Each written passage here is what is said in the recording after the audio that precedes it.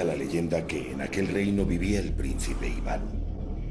Una aciaga noche el cruel Kosei Besmerti se valió de trucos y argucias para raptar a su madre y llevársela más allá de los 39 reinos. Impotente, el zar enloqueció y todos sus dominios se vieron contagiados por el caos y las tinieblas. Antes de emprender la búsqueda, la ninfa Rusalka le desveló el enigma al príncipe Iván. Su cuerpo y su espíritu están separados. Solo cuando tengas el huevo en tu poder debes emprender la búsqueda de Kosei, encontrar su guarida y destruirlo ante sus ojos. No permitas que tus sentidos te traicionen. Ten siempre presente que se trata de un largo viaje que nunca podrás completar en solitario. Encuentra aliados entre tus enemigos. El primer bogatir cabalgó noche y día sin descanso.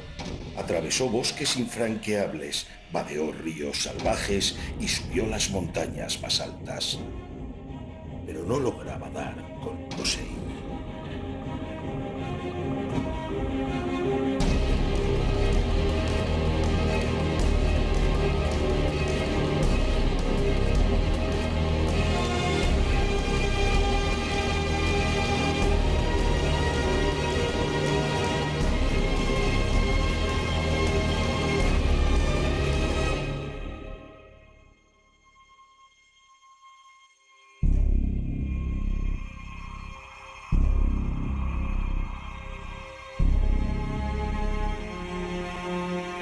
Quimera.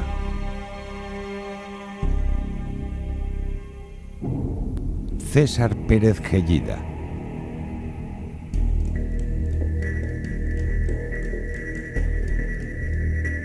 El mundo cambiará para siempre.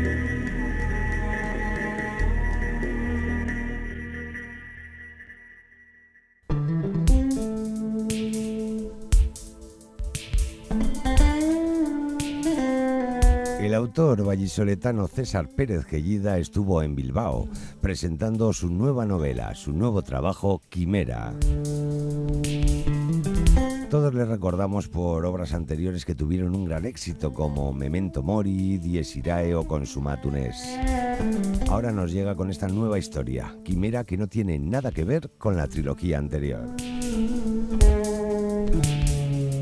En la sala El Cararetoa, en Bilbao, y acompañado del escritor Kendall Mason, pudimos escuchar la conferencia, presentación de este libro, que también fue una charla, un coloquio, un intercambio de ideas, donde no solamente se hablaba de libros, ni solamente se hablaba de Quimera, se hablaba también de muchísimos temas de actualidad, desde el Estado Islámico, la guerra en Bosnia, etcétera, etcétera.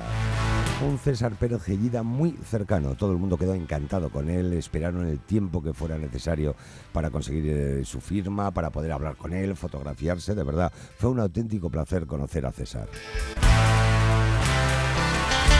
Como podremos escuchar en la charla, tanto a César como a Kendall Mason, Quimera es una novela que nos habla de ficción, de historia y de realidad. Nos habla del año 2054, de un futuro no muy halagüeño, pero posible. Nos dice César que Quimera es una sinfonía escrita y estructurada en 4 movimientos. Nos habla también de una leyenda nórdica, de donde yo he extraído una frase que me ha llamado muchísimo la atención. Encuentra aliados entre tus enemigos. Nos habla de un futuro distópico y con un final que, según dice César, no es bonito, porque a él los finales bonitos no le gustan.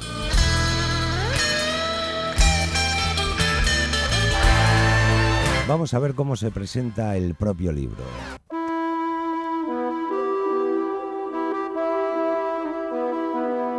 Quimera, César Pérez Gellida. El mundo cambiará para siempre.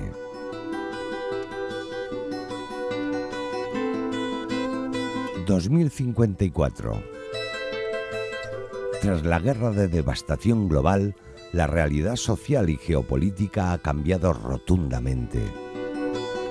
Los viejos conceptos de la democracia y el capitalismo han sido enterrados por las corrientes transhumanistas y la tecnofagia. El poder se concentra en manos de las grandes corporaciones. Sin embargo, todavía queda un cabo suelto. un molesto inconveniente que se escapa a las afiladas uñas de la asamblea. Quimera.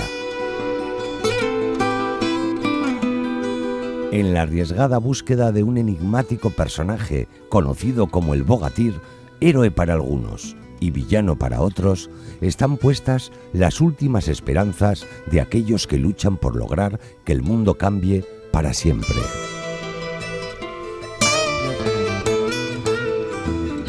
César Pérez Gellida, autor de la trilogía Versos, Canciones y Trocitos de Carne, éxito absoluto de crítica y ventas, vuelve a la narrativa sobrepasando todas nuestras expectativas y rompiendo sus propios cánones con un relato que estilísticamente recuerda a la habilidad creativa de Tolkien y a la maestría visionaria de George Orwell o William Blake. Una reinvención del thriller literario al más puro estilo Gellida, que algunos ya han calificado de obra maestra.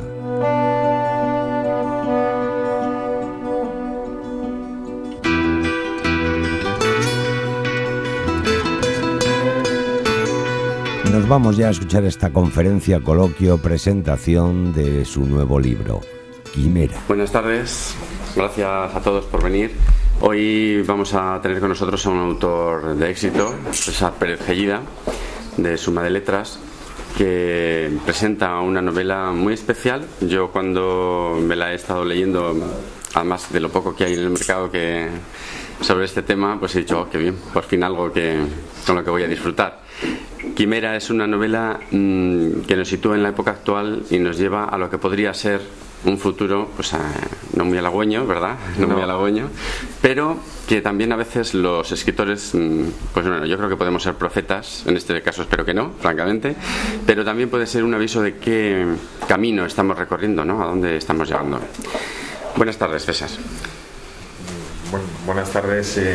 Yo no sé muy bien por dónde presentar Quimera, porque realmente cuando un novelista termina una novela está esperando a que lleguen las primeras entrevistas para saber cómo, primero dónde la etiquetan y luego por dónde empezar, ¿no? a hablar de la novela. Entonces le voy a volver a ceder a él, que se ha leído la novela, para que me haga esta labor desde un punto de vista externo, calificar o clasificar Quimera. Bueno, yo cuando me la he leído personalmente he pensado que habría tres campos en los que poderla etiquetar, ¿no? Primero, ficción, porque lógicamente no ha sucedido. También histórica, porque he visto que hay muchos datos, mucha investigación, mucho trabajo de campo para llegar a las conclusiones. Y creo que es una novela que le va a gustar a la gente que es realista hoy en día, porque vivimos una época en la que efectivamente vivimos bajo el sable, bajo la amenaza de los sables, ¿no? De Occidente y de Oriente. Tenemos muchos puntos calientes y hoy en día ya nadie se alarma porque se envíen ejércitos a otro país, ¿no? Ya parece una cosa normal, ¿no? Es como si fueran de vacaciones. Ficción, yo decía, porque claro, no ha pasado, ¿no? Cuando he estado leyendo el grupo Quimera me ha parecido algo que realmente puede estar sucediendo, ¿eh? Sí, esa sensación deja. De hecho, ahí hay un componente importante en Quimera, que es este origen. Tiene el germen, si queréis, de Quimera es una leyenda eslava que yo me encuentro en una fase de investigación para otra cosa y doy con esta leyenda del Bogatyr, que al final es la clásica leyenda del bien contra el mal, ¿no? El mal personificado en la figura de Kosei, que es un alma inmortal que es imposible, digamos, de vencer o de matar. Y por otro lado está el Bogatyr, que es la figura del caballero medieval que todos conocemos, que aglutina estos valores clásicos. Ese código moral. Exactamente, ¿no? Que lo tiene absolutamente todo, ¿no? Pero profundizando en esta novela, en esta leyenda, que hay muchas versiones, pero a mí con una que me quedo es de la parte de Serbia, porque pertenece a todo el mundo eslavo, y la que tienen en Serbia me gustó mucho porque decía una frase que me caló muy dentro, que es: encuentra aliados entre tus enemigos. Entonces esta idea me dio para trazar las líneas argumentales del primer movimiento, porque en mi proceso creativo, que esto ya lo he contado más veces, yo no tengo un argumento, ni un guión establecido, ni un punto de llegada. Simplemente tengo un germen en la cabeza y yo voy avanzando. Dejo que la historia la vayan manejando los personajes. Yo llevo las riendas, eso sí, pero dejo que vaya creciendo esto en mi cabeza, ¿no? Y la figura de la leyenda, que tienes que encontrar el alma de Kosei está depositado dentro de un huevo. El huevo a su vez está dentro de un cofre. El cofre está enterrado en unas raíces de una lejana isla de Buyán, que está guardado por una liebre, la liebre, el halcón. Quiero decir que todo este proceso me dio a mí la idea para este primer movimiento muy cercano a lo que está ocurriendo ahora mismo a nivel de conflicto cibernético entre los países, porque esto ocurre a día de hoy, ¿no? Y bueno, pues como decía aquí mi compañero, es ficción porque no ha ocurrido, pero existe este pozo de realidad que sabemos que puede estar ocurriendo. De hecho, cada vez en los periódicos estamos viendo más. De hecho, noticias. Ocurren muchos sucesos que al público, a pie de calle, no se le informa de ellos, porque claro, crearían pánico. Sí. Crearían incertidumbre, harían que cayesen las bolsas, una serie de cosas. Entonces, suceden. Yo acabo de sacar una novela que además te comentaba antes que tiene un poquito el mismo enfoque, ¿no? Y hablaba con un coronel retirado del Mossad, ¿no? Y me comentaba, ¿no? Que bueno, claro, hay mucha información que es susceptible de ser mal interpretada, de causar miedo en el público, y entonces los gobiernos pues la retienen, pero que realmente sí que suceden muchas cosas, pues como la crisis de los misiles en los 60, que hoy en día se sabe que estuvo a punto de ataque nuclear, ¿no? Pero sí, lo que pasa son conflictos muy distintos, porque en la Guerra Fría ahora estamos hablando, los analistas lo llaman la guerra silenciosa. Está ocurriendo ahora mismo. La Guerra Fría fue muy dilatada en el tiempo y existía bueno, pues esa tensión permanente entre dos bloques, pero que se mantuvo así durante mucho tiempo porque existía la certeza de destrucción masiva entre las dos partes. En el momento en el que uno tenía una agresión y soltaba un misil nuclear, sabía que iba a provocar la inmediata reacción de la otra parte, y esto iba a provocar la destrucción. Y este ten con ten es lo que hizo que se mantuviera así y que el conflicto en realidad no estallara cuando había una tensión muy importante. ¿Qué es lo que ocurre en la guerra cibernética? Que uno de los componentes que existe es el anonimato. No se sabe de dónde ha venido el ataque hasta que soy capaz de procesar ese virus, y puedo pensar que ha venido desde China, puedo pensar que ha venido desde... Pero no hay certeza. Pero no existe esa certeza, y por tanto no existe esa contramedida, esa reacción. En el año 2009, la unidad 8, es que ahora que has hablado de Israel, del Mossad, la unidad 8200, que es la especializada en guerra cibernética de Israel, consiguió paralizar durante 14 meses el proceso de enriquecimiento de uranio en Irán, de 2 plantas nucleares, con un virus informático, un troyano que metieron, que es el virus Stuntex, hay muchísima documentación sobre esto.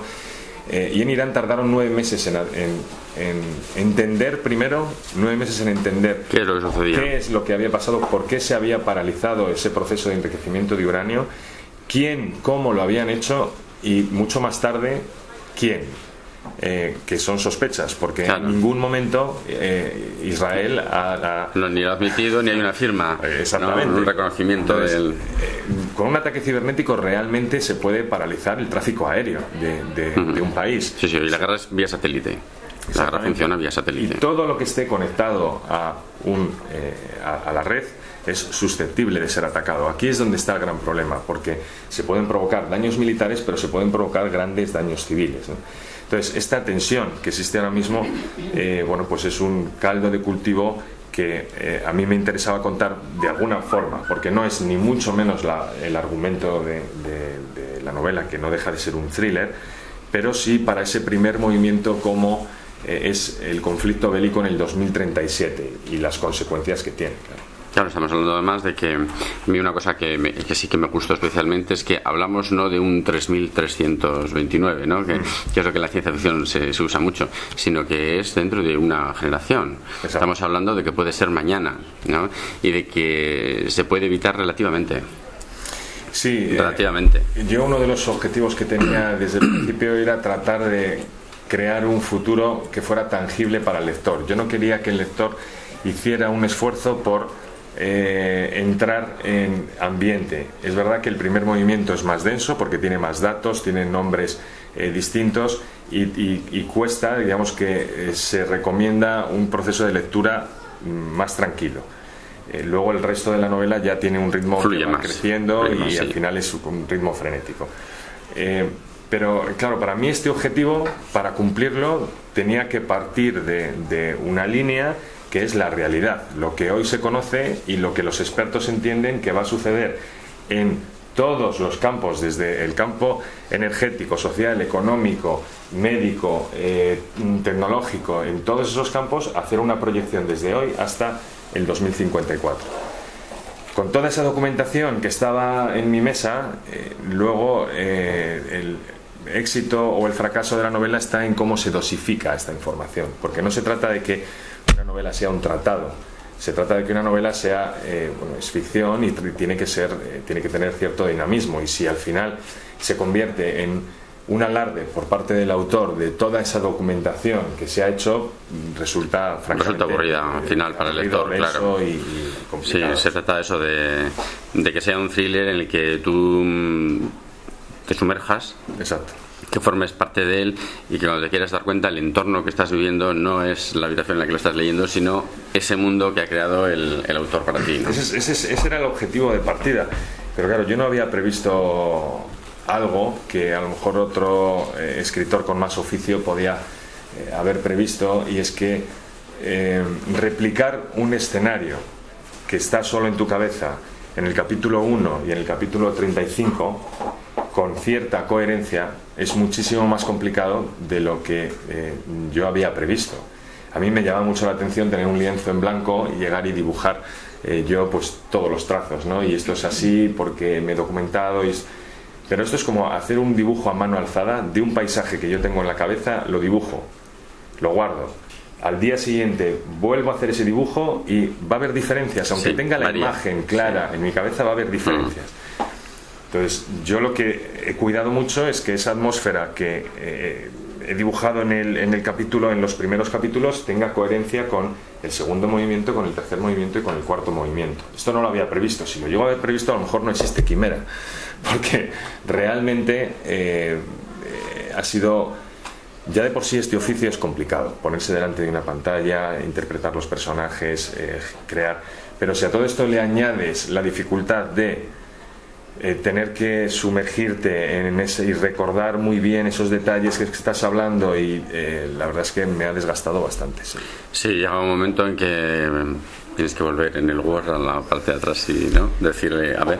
Bueno, yo en el primer borrador nunca voy hacia atrás, ni siquiera para corregir, porque bueno, yo las consultas las tengo en un cuaderno que es un desastre, que es, cada día lo paso. Todos tenemos algunos, sí. Es un cuaderno que es un desastre y es la hoja de ese día, pero claro, al día ponte tú a buscar en la hoja del día anterior donde estaba esto. Yo trato de tenerlo todo en la cabeza. Cuando ya tengo ese primer borrador, veo que la historia está muy bien, pero que un lector externo no va a entender absolutamente nada de esa trama. Entonces entiendo que hay que darle armonía, y es aquí cuando surge la idea de estructurarlo como una sinfonía. Quimera es una sinfonía estructurada en 4 movimientos, y cada uno de esos movimientos yo aconsejo un ritmo de lectura adecuado a lo que estamos tratando en la novela, por darles armonía. Ese es el segundo borrador, donde van encajando las piezas, vas limando, vas cambiando, vas dosificando la información que le cuentas al lector, porque esto también es muy importante. Y cuando todo esto está encajado es cuando uno empieza a escribirlo bien. Entonces ya viene el quinto, el sexto, el séptimo, octavo, esto es ya cuando ya coges el ritmo, Muy bien, y a la hora de hacer el trabajo de campo, cuéntanos cómo ha sido. ¿De documentación? Sí. ¿Aburrido? ¿Has disfrutado? No. ¿Te ha llevado mucho tiempo? Yo principalmente la parte importante la trato con expertos. Busco gente que es entendida en el asunto. En guerra cibernética pues he tenido la suerte de contar con 2 personas que en España son eminencias. En todo lo que tiene que ver con neurología, transmisión cerebral, el doctor Tola es una eminencia a nivel mundial. Bueno, pues muchos expertos que me ayudan a... Bueno, no es que me ayuden, es que realmente son los que me proporcionan esta información. Porque luego lo que existe en Internet, en las bibliotecas Internet, complica más que ayuda en muchas ocasiones. Y muchas veces los datos no son verídicos. Exactamente, porque contrastar la información que tienes en Internet, que coges en Internet, lleva mucho tiempo.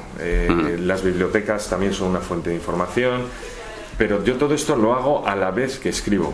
No hago un proceso previo de información y luego con esto escribo, sino que yo a la vez que estoy creando... Según vas avanzando un capítulo, bueno, ahora voy a tratar de este tema, entonces me voy a informar ahora de esto y continúo. Exacto, voy apuntando, necesito más información sobre esto, voy avanzando en la trama y luego, bueno, pues me viene muy bien para esos momentos en los que la cabeza ya no puede más para escribir y bueno, pues lo utilizas para documentarte, seguir cogiendo anotaciones, etcétera.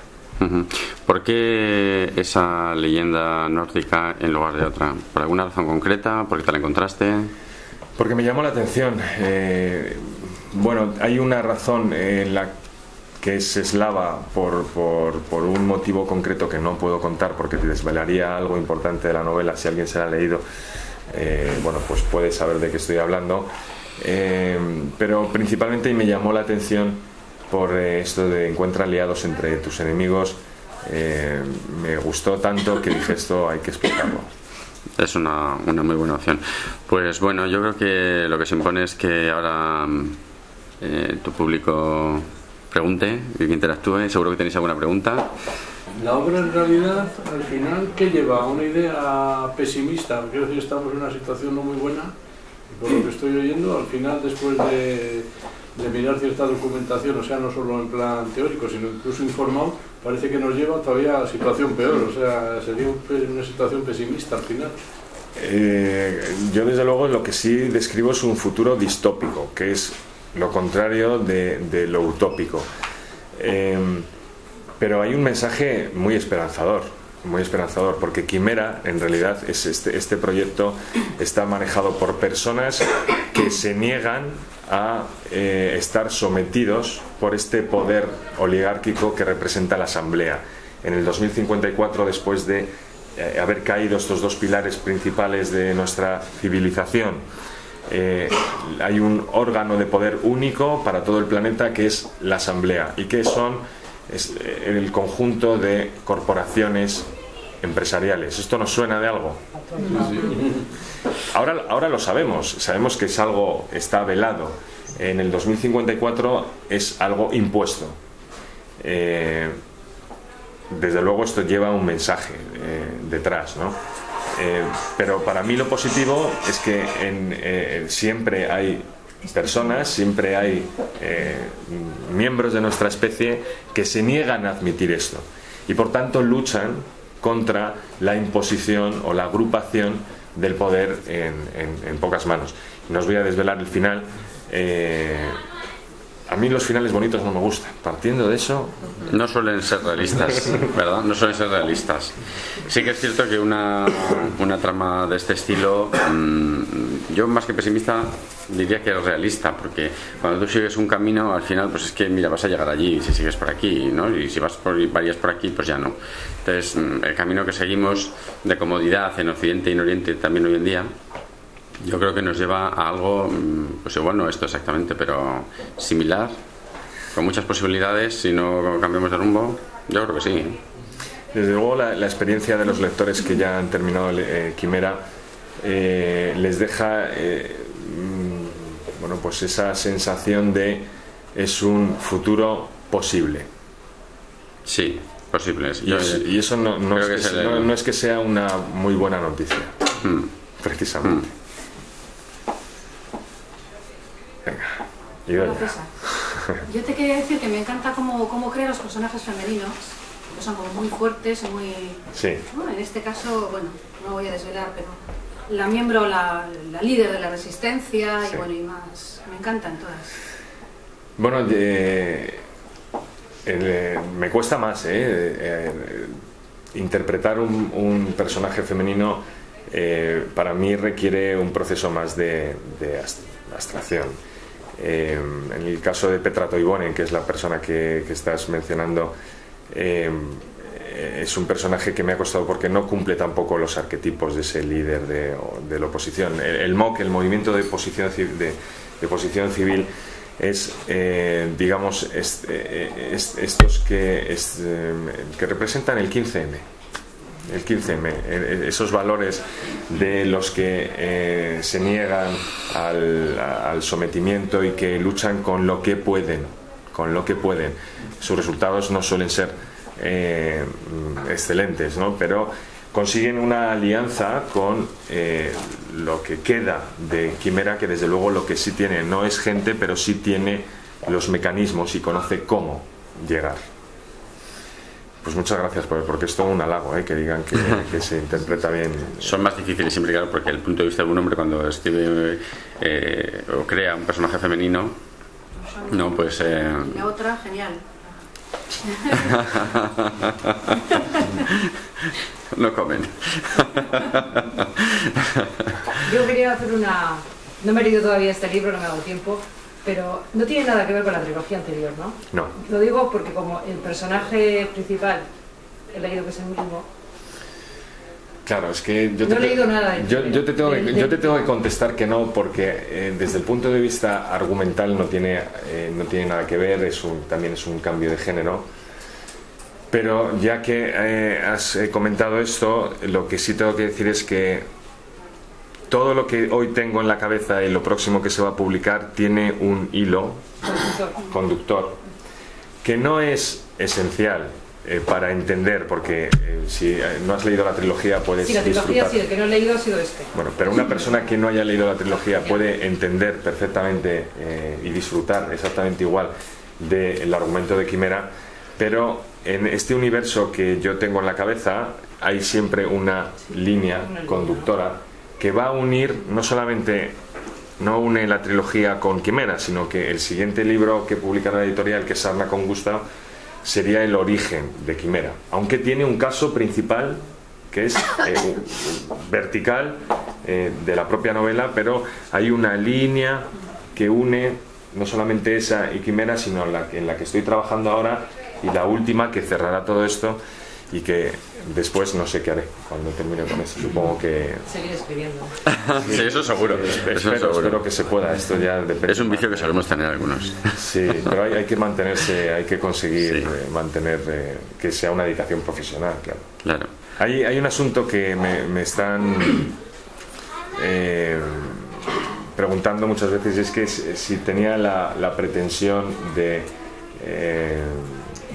alarmar, de provocar una alarma, y la verdad es que no. Yo cuando empiezo a escribir Quimera no tenía más que las ganas de ofrecer una historia que enganchara al lector y que, bueno, pues más allá del entretenimiento, pues poco más. Lo que pasa es que al final uno se encuentra con que cuando cierra la novela, pues todas esas interpretaciones que se hacen del argumento, todas estas lecturas que llevan al lector a estar maquinando en su cabeza, pues me encuentro con que muchos lectores me dicen que hay una alarma encendida ahí, que es como un mensaje. Yo no pretendía eso, pero me alegro mucho de que el resultado provoque eso. Hace pensar a la persona que lo lee en que esto podría suceder y que realmente habría que actuar para impedirlo, ¿no? Cambiar de mentalidad, porque a fin de cuentas todo esto se produce porque hay una mentalidad que conduce a un objetivo ineludible. Sí, lo que pasa es que yo en ese sentido sí soy algo pesimista, porque todos estamos viendo y somos muy conscientes de que estas corrientes transhumanistas que están triunfando sobre todo en las capas más altas de la sociedad, que dicen, el transhumanismo básicamente lo que dice Es que no hay que poner límites a la ciencia a la hora de desarrollar todo lo que sea necesario para mejorar la calidad de vida del ser humano. Esto es lo que defiende el transhumanismo. Y esto es lo que está sucediendo en el mundo de la medicina, que dice que dentro de en los próximos 10 años se van a producir más avances que en toda la historia de la medicina. Entender esto es tan sencillo como decir que si yo ahora mismo necesito un hígado, puedo ir a un sitio donde me fabriquen un hígado y me llevo mi hígado puesto.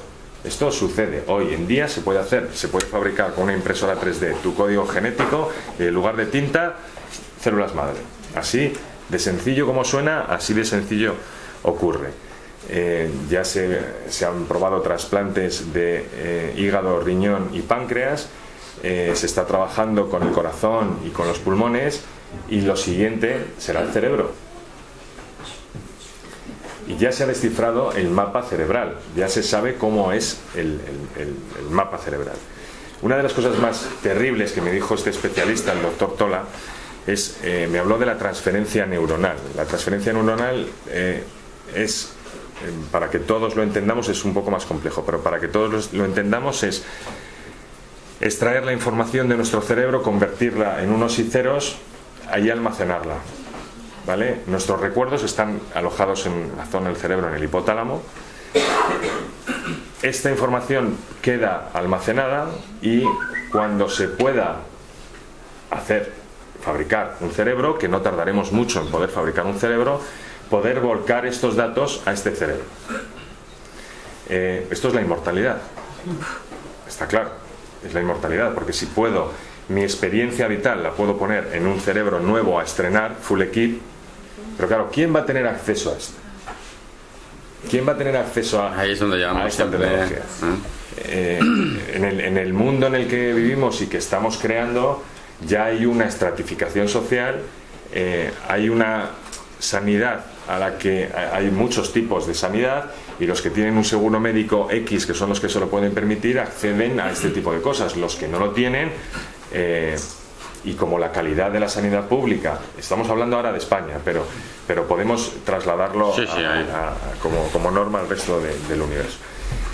Pero claro, yo esta proyección que he hecho ha sido basándome en realidad proyectada dentro de muy pocos años.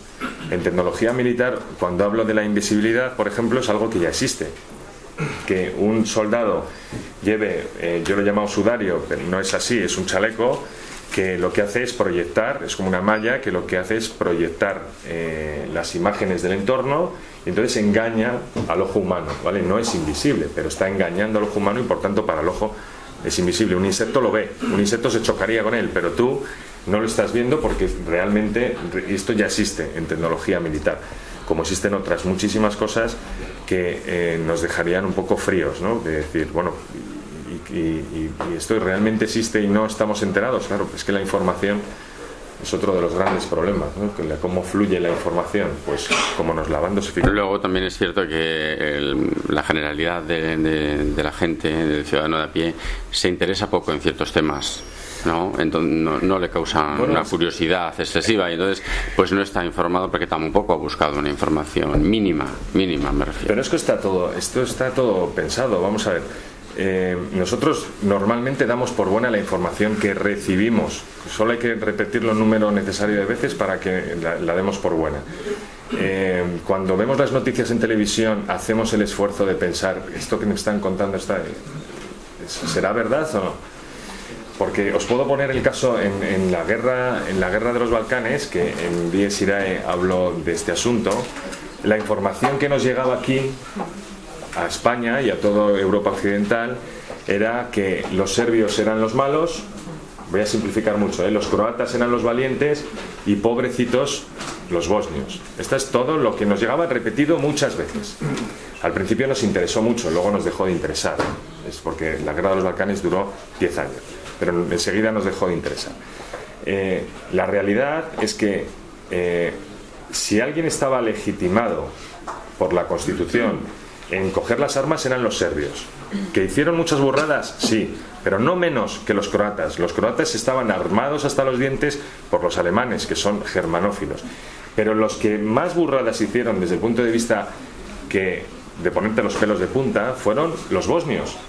Los bosnios fueron auténticos animales, comportándose con aldeas de serbios y también de croatas, porque fueron muchos mujahidines.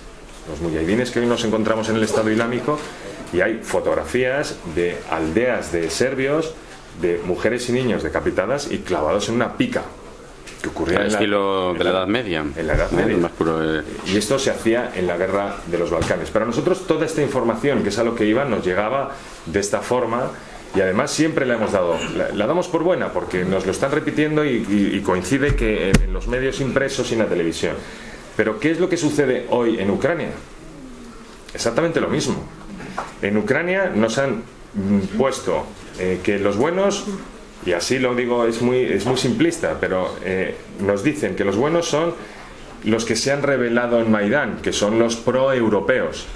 Los del otro lado, los pro-rusos, nos los han tildado ya de malos, son los sí, porque Rusia ya está estigmatizada. Nosotros ya hemos hecho esa diferenciación, cuando lo que en realidad ha sucedido es que había un gobierno legítimo pro-ruso, que todos los ucranianos habían votado a Yanukovych. Esto es la realidad. Luego cada uno que haga su proceso, pero la realidad es que había un gobierno legítimo que ha sido derrocado por el pueblo, motivado porque la Unión Europea ha tendido la mano a Ucrania y les ha dicho: os queremos en la Unión Europea, sabiendo lo que iba a provocar todo esto.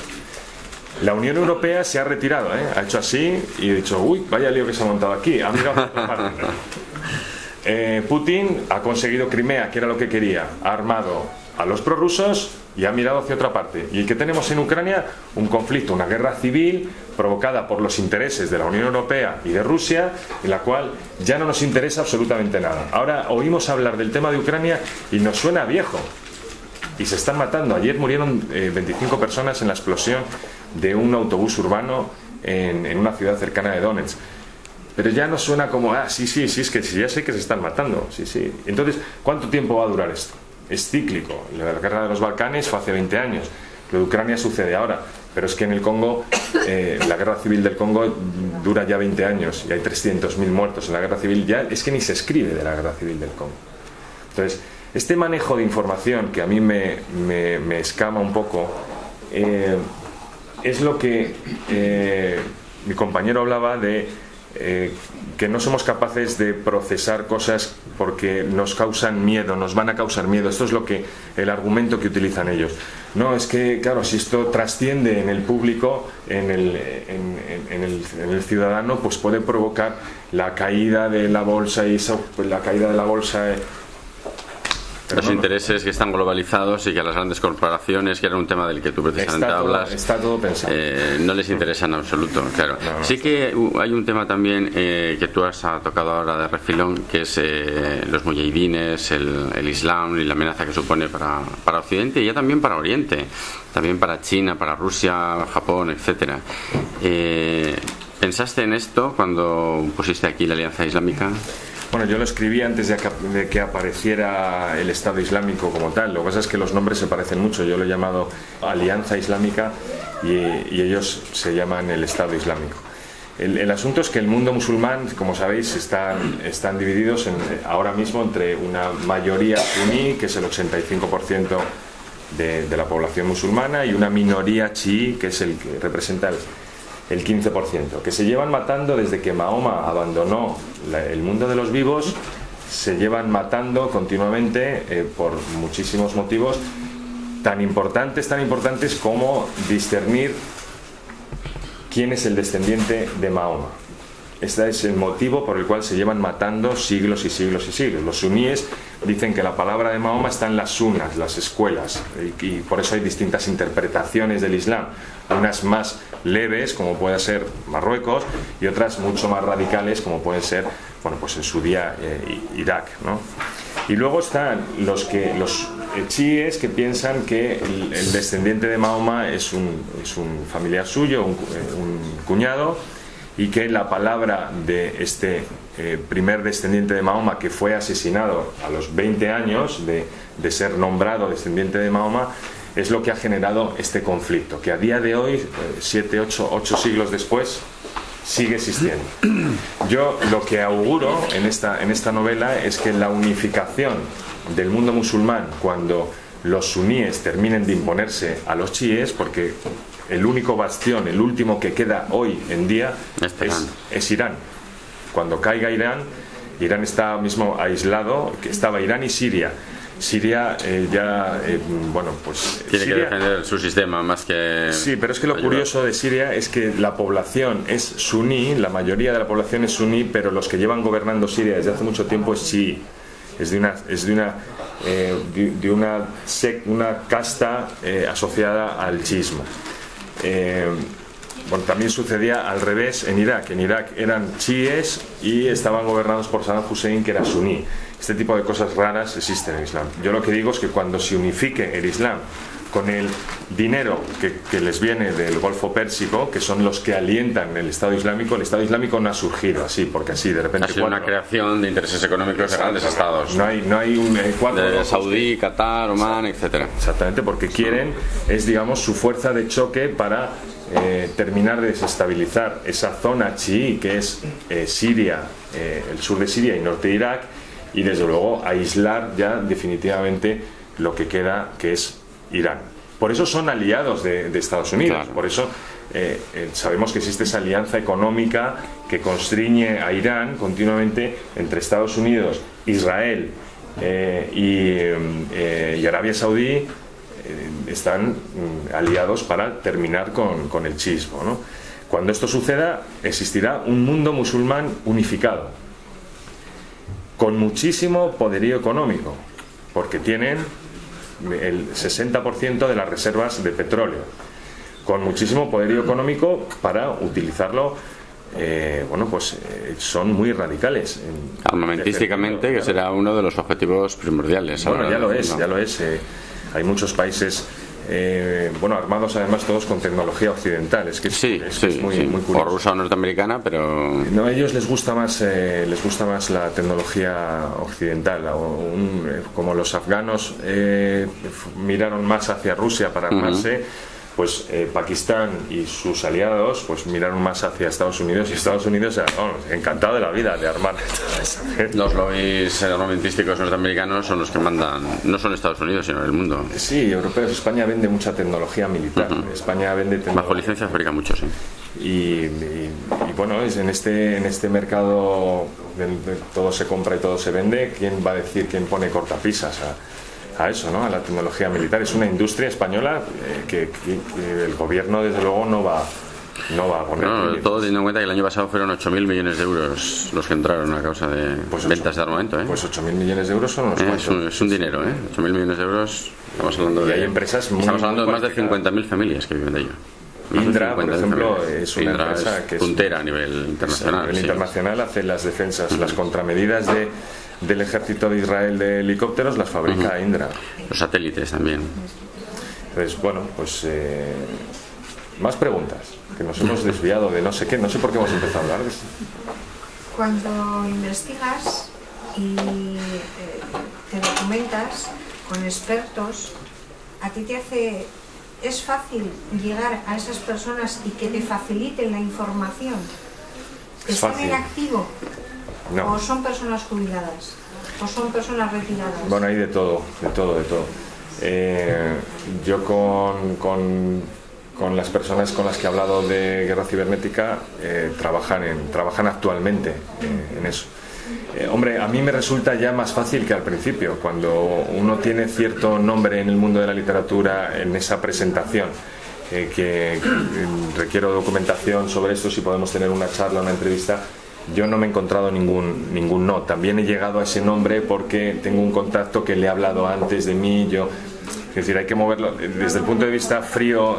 Un mail o una llamada, hay que recorrer unos caminos, pero la documentación e información que te proporcionan los expertos es sin duda alguna lo mejor para poder documentar bien una novela, bajo mi punto de vista. Pues bueno, el tiempo se nos echa encima un poquito, ya nos piden que vayamos concluyendo, así que pues todo el que queráis que os firme César la novela, pues ir pasando y que os ponga unas letras dedicatorias que sin duda querréis. Muchas gracias a todos por venir.